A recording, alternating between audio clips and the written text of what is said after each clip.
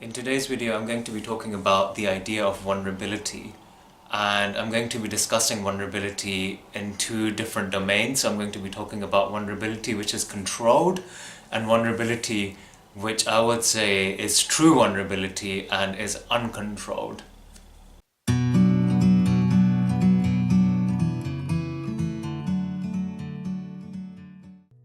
So I'm basically going to be talking about myself and some things which I've observed happen in me. And I suppose for the longest of time I was single, and it's been a while since I entered a relationship. I've been in this relationship for more than about a year and a bit. And I remember when I initially started going out with my girlfriend that there was this time when I sort of revealed something of mine, or something about me, which was like really, I would say, quite vulnerable and quite honest, and is something which I'm quite reluctant to share with anyone, except people who I'm quite close to. And I remember at that time that the response which I received was that of shock, and she was a bit alarmed, and it seemed to me at that time that she didn't really accept where I was coming from, or didn't accept me for who I am in that moment.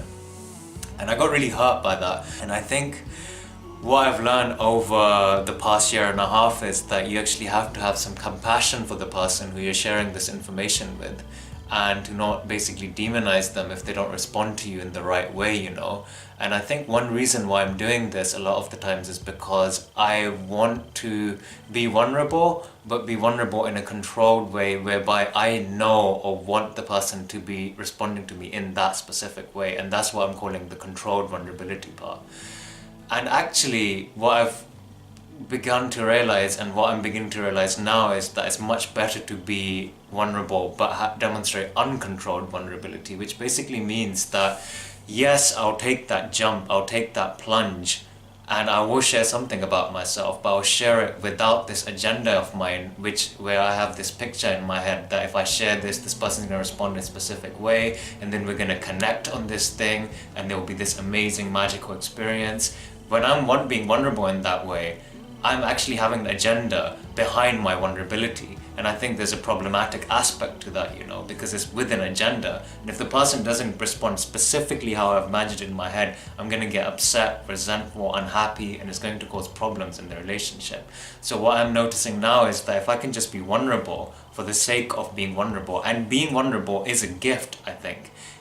Is a true gift when you share something about yourself which is meaningful and deep, and it's difficult for you to share that. That's a gift for that other person, and it requires a tremendous courage on your part. But do it, I say, for the sake of doing that particular thing. Don't do it with a hidden agenda, because I think doing it with a hidden agenda has an element of dishonesty attached to it.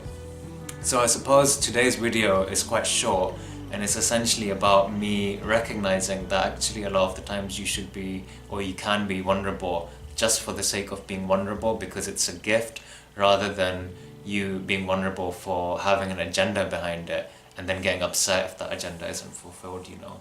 So I hope you find this video meaningful and helpful, and I will see you guys next time.